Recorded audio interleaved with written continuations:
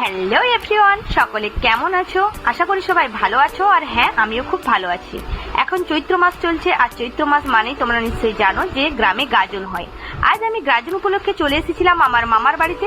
তবে আজ আমি শুধু একা আসিনি, সাথে এসেছিল আমার দিদিয়া আর আরেকজন। যেহেতু ফোঁড় ছিল তাই আমরা সকলে মিলে মাঠে চলে এসেছিলাম।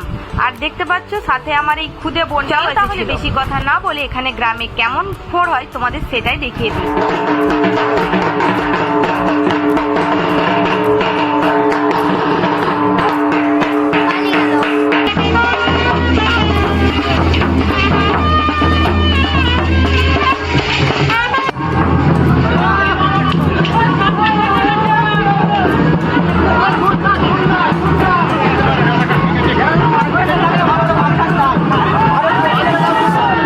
তোমাদের যা যা ফোঁড় দেখালাম তারা কিন্তু প্রত্যেকেই মদ খেয়েছিল, কিন্তু এখন তোমরা যাদের দেখতে পাচ্ছ তারা কিন্তু বাবার ভক্ত। কেউ মদ খায়নি, কিন্তু তাতেই হাতে ফোঁড় করবে, কিন্তু এরা রাতের জন্য করবে। এগুলোকে বলে কালকা ফোঁড়।